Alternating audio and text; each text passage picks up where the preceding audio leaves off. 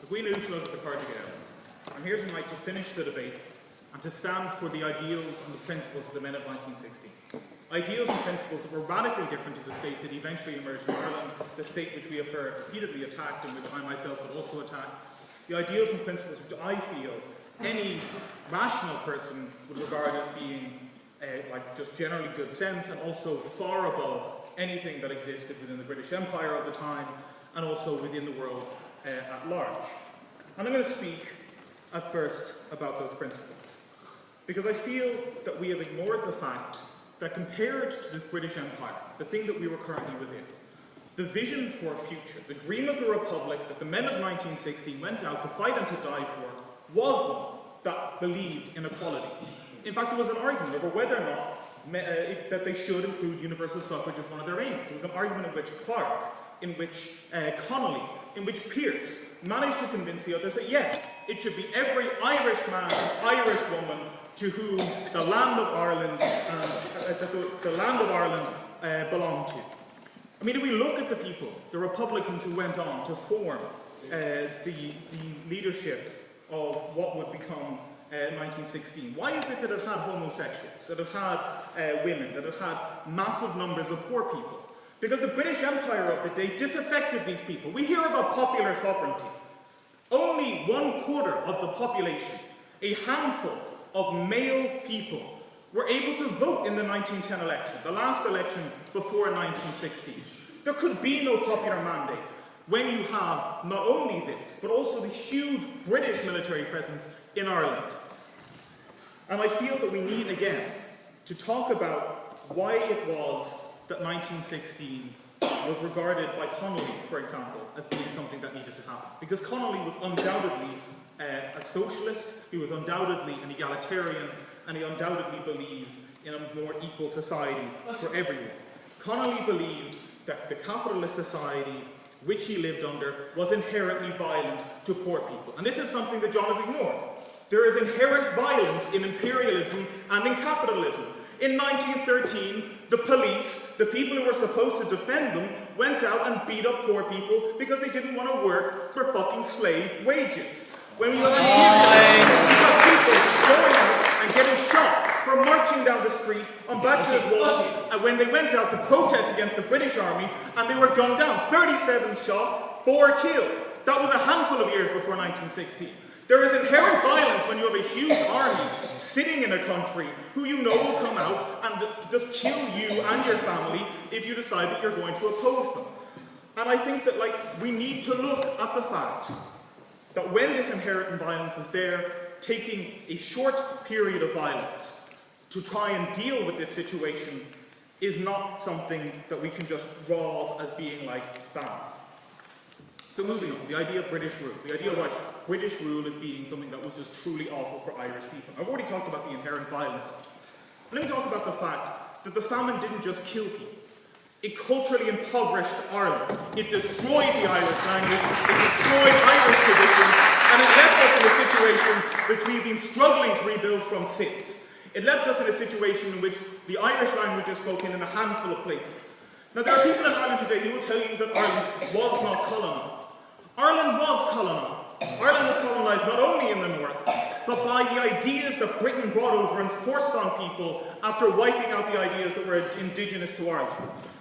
Ireland was colonised by the imperialist notions of Irish inferiority. We've already heard a lot about this, and I'm not going to labour the point. British imperialism was no better than any other imperialism. The Irish famine wasn't the only one.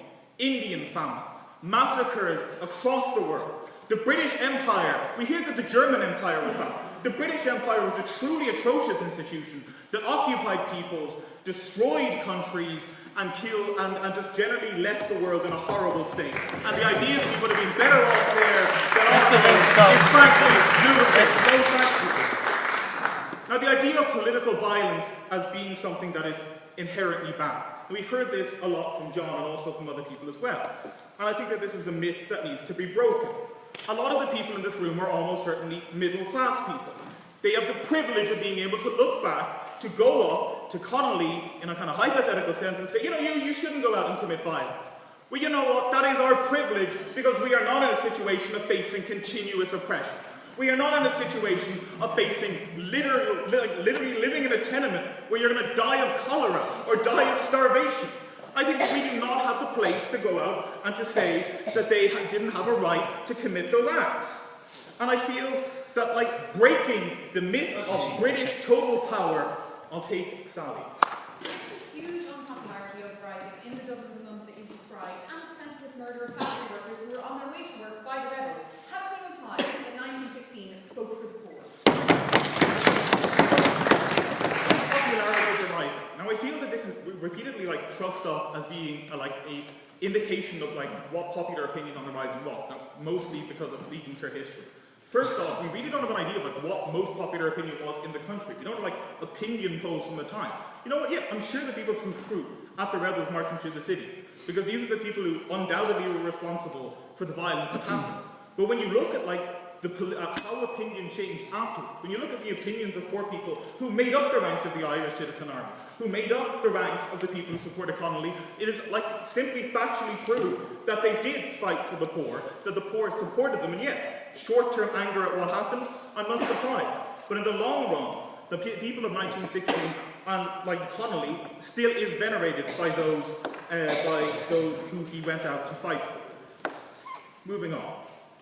The idea that Ireland today is in any way the result of 1916, the idea that the problems that we face are the result of 1916, is simply factually untrue. The Irish state was not, as it is now, was not born of 1916, it was born of the treaty, it was born of the willingness of Cumann na nGaedheal to effectively renege on the Republican principles of the men of 1916. Connolly himself told us that if we removed the British Army, if we removed it today and hoisted the Irish flag in Dublin Castle, unless we set out forming a socialist republic, Britain would still rule us, that our efforts would still be in vain, and he was right, because the nation that emerged was no better in many respects, almost in every respect, than what came before.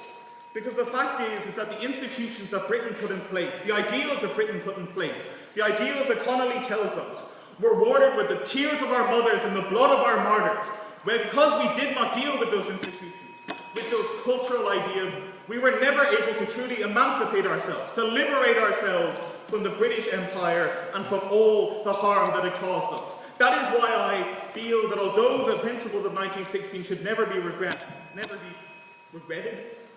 I would say that I do definitely regret the state that emerged, and I regret all of the compromises that we have made along the way, because the dream of the Republic is still alive, and I feel that we can still fulfill the promise that was made, the pact that was made with them. Thank you very much.